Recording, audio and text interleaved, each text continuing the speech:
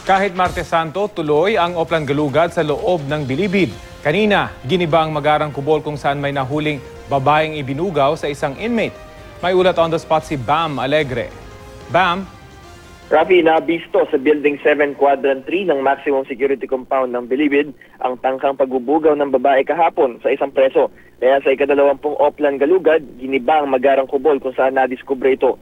Natunugan ng mga prison guard na nagpasok ng babae kahapon ng Chinese inmate na si Melchor Ong sa kanyang kwartong tila pang VIP. Ang babae nagpanggap daw na may dadalawing kapatid sa loob pero nang i-double check ito ng mga guard, hindi pala talaga sila magkapatid at sa kubol ni Ong nagpunta ang babae. Natagpuan din sa bubong ng kubol ang mga improvised drug paraphernalia. Inilipat na si Ong sa pangkaraniwang dormitoryo. Mula sa Magarang kama, mararanasan niya ang kalbaryo na matulog kasama ang ibang preso.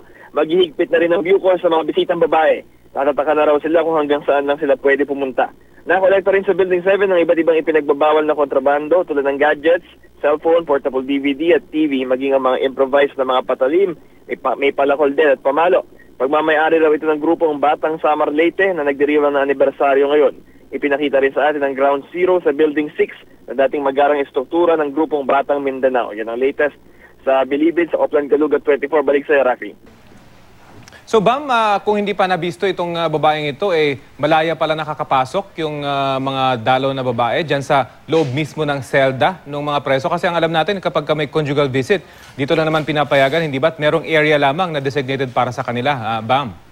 Okay, actually sa pagtatanong natin sa pamunuan ng Bilibid, marami naman silang nai-intercept na attempts na magpasok ng babae sa gate pa lang. Pero ito yung first time na actual na nahuli nila na nakapasok dun sa premises kasi gumamit ng deception. No? May good faith din kasi na ibinibigay doon sa mga immediate family ng mga preso. Pwede silang pumasok sa loob at dumalaw. Yung mga pinsan, tsuhin, tsahin, yun lang yun nandun sa parang selected area. Mayroon specific area lang sila na visiting area. Pero yung mga immediate family, pinapayagan silang makapasok doon sa loob. At yun nga, ang nakita nilang isang measure dito ay lalagyan na ng tatak kung saan area lang pwede pumunta yung mga ganitong mga immediate family members. So, yun nga, dinaya kasi ang paalam padalawin daw yung kapatid, pero yun pala, hindi pala. Kasi nakilala lang kasi ng prison guard yung babae na parang sa isang lugar yon na kung wala ng kapatid yun na parang kilala ko yun. So, kaya lang nila natunugan.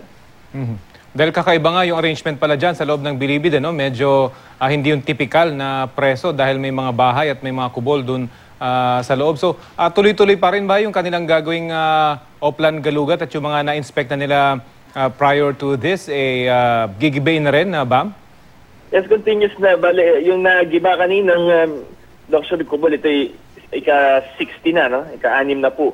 Dun sa kanilang mga continuous operations, they're doing this weekly para hanggang sa magsawa yung mga preso, patuloy lang nilang kasi sa sobrang lawak ng loob ng Bilibid, it's around 9.5 hectares at 4 na quadrant. So kailangan talagang consistent yung ganitong efforts para talagang mawala na yung mga ganitong mga shady arrangements, maging mga pagpasok na kontrabando. Okay, maraming salamat, Bam Alegre.